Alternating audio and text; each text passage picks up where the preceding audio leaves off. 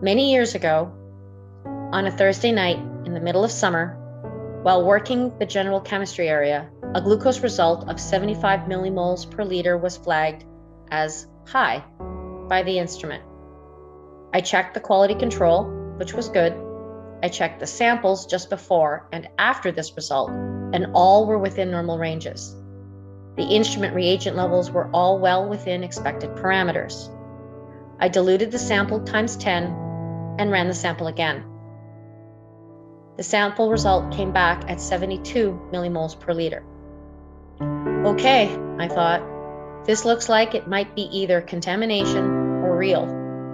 But which one? I looked up the history of the patient. We did not have much.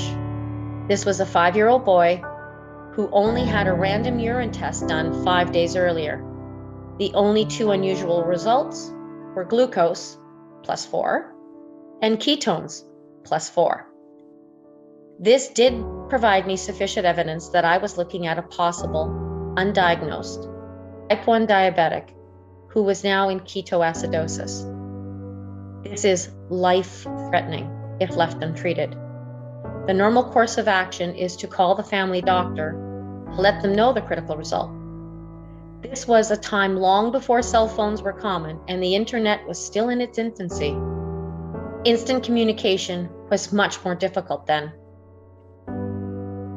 Upon calling them at 4:30, the answering service picked up. I asked to have the doctor paged ASAP and to call me immediately. The answering service indicated that the MD would not be available until 10 a.m. that morning, but they left the message. I thanked them and hung up. Now what? This little boy has had seriously elevated glucose levels for several days, and they had reached the point where immediate action was required. All laboratories have biochemists they can call in emergencies, but I was unable to get a hold of one that night. I finally decided that I did not have a choice, and I did the one thing laboratory staff never do. I called the family. I was cautious about ensuring that I followed both the expectations of the law and ensuring the safety of my patient. My very brief conversation with the mom went something like, "Hi, my name is Tina, and I am calling you from the laboratory. Did your son recently have blood tests done? Great. Some of those results should be reviewed by a doctor as soon as possible.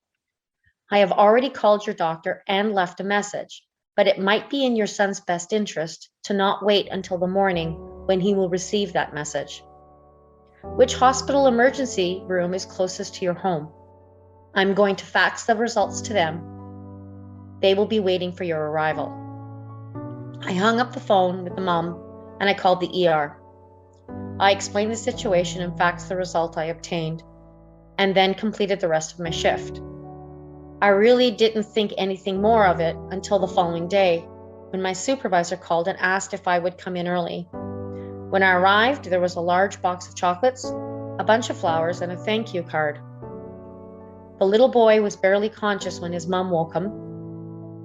When they arrived at the hospital, the ER doctor told the family that had they waited until the morning, their son would likely not have survived. Every once in a while, something happens that reminds me just how important the laboratory is to patient care, and this story comes back to me.